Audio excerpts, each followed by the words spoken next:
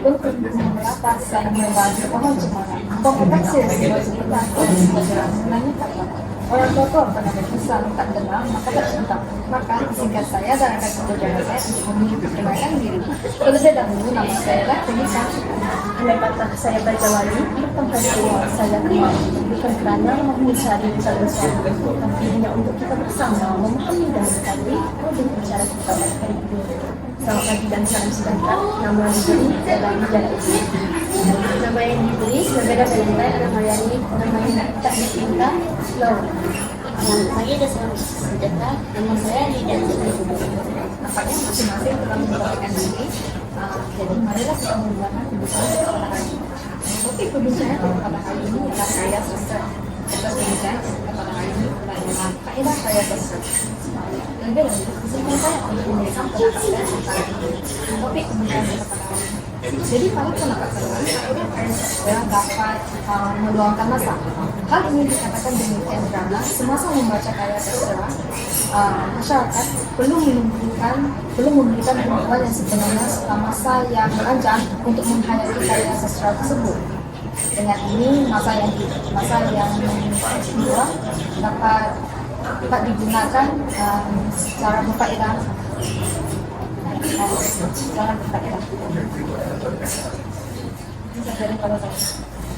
Sebelum saya memberikan pendapat, saya amat setuju dengan pandangan yang dilontarkan oleh saudara Fadil sebentar tadi.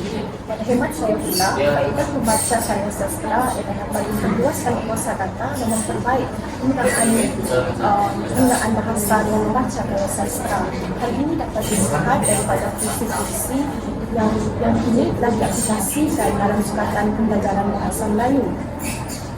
Itu saja, murid-murid juga dapat menemukan pelbagai kosakata yang menarik, ungkapan yang menarik dengan membaca karya secara tidak langsung, dapat meningkatkan markah karangan mereka dengan mengimplementasikan kosakata tersebut dalam ayat mereka.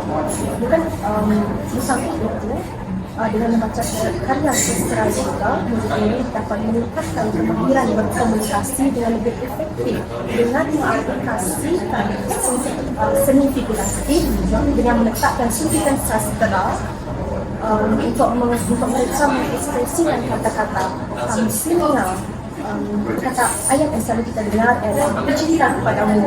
Kendati pun begitu, kita boleh memperluaskan kosakata dengan berkata, izinkan aku menjadi suri hatimu. Lantaran dipaksikan kepada kebenaran yang telah disampaikan, jelaslah bahawa dengan membaca karya sastra kita mampu memperluaskan kosakata. Demikianlah pandangan saya, bagaimana pandangan saudara yang seterusnya. Saya setuju dengan pandangan saudari Kelly dan saudari Lydia. Pada pandangan saya pula, karya sastra dikatakan dapat menambah ilmu pengetahuan murid-murid yang telah mempelajari karya sastra ini sejak muda lagi. Hal ini dikatakan demikian kerana mereka telah menghormati berbagai alur cerita yang mereka pelajari dari karya sastra tersebut. Cara bagi meningkatkan lagi faedah dia bagaimana lagi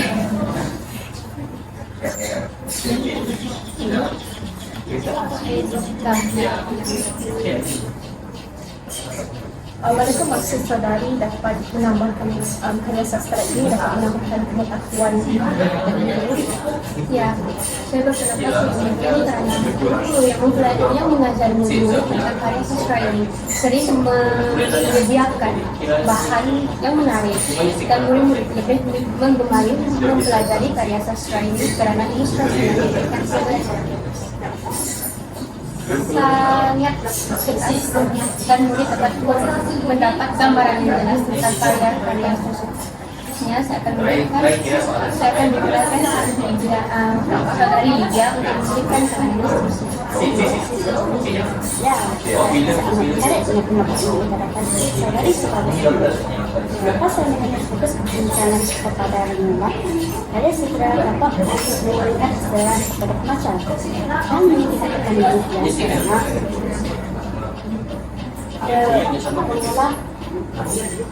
sering menggunakan unsur pelajaran dalam karya mereka. Dengan membaca karya ini, kita dapat menekan masyarakat yang berakhlak. Misalnya datang dari sekolah, masyarakat dan masyarakat pendapat yang benar tentang bahasanya tanpa melibatkan menuliskan dan juga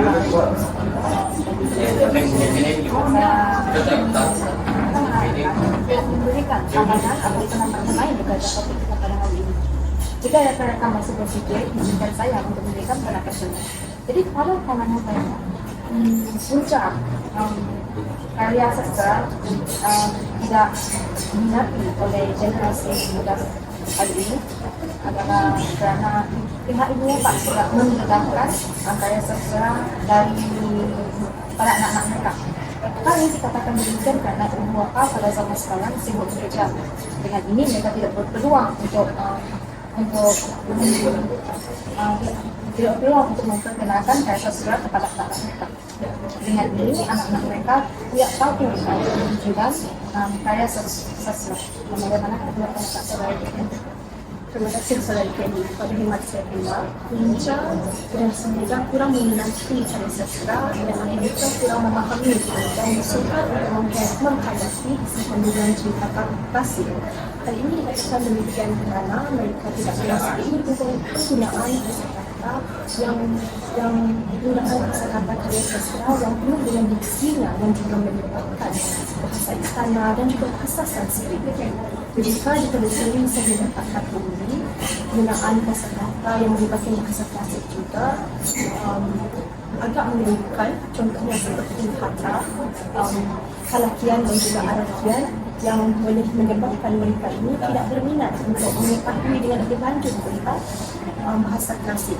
Secara tidak langsung, mereka yang apabila mereka tidak mengerti karya sastra ini, mereka akan memandang penting dan tidak mengambil peduli langsung terhadap buku klasik kerana mereka juga beranggapan bahawa buku klasik ini boyak dan tidak praktikal untuk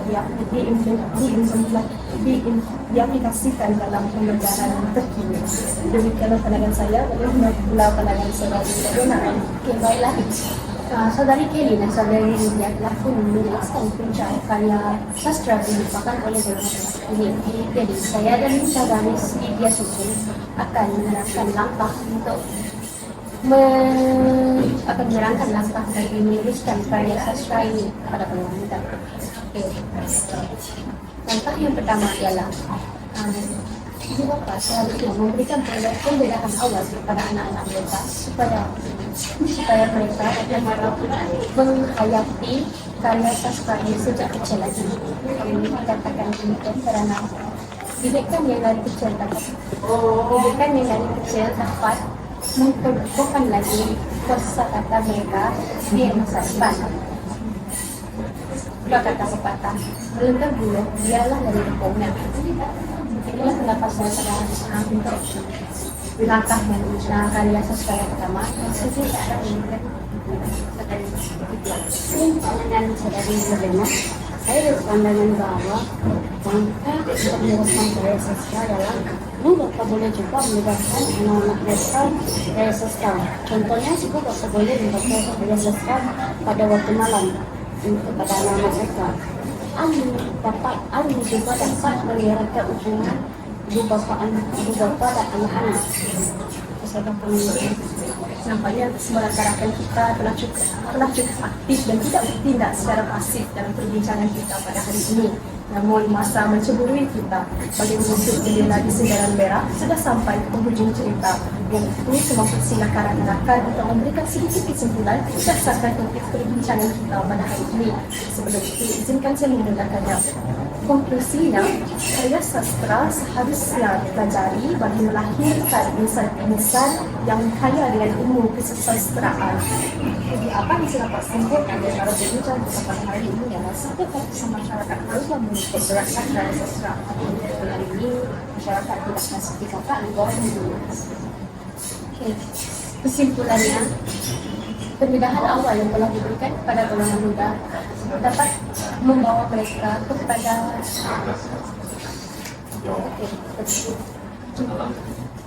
penelahan awal yang telah diberikan dapat membimbing anak-anak golongan muda ke arah yang sepenuhnya dan mereka mungkin dapat mencuburi di kampus sekali ada kesejahteraan di masa akan datang.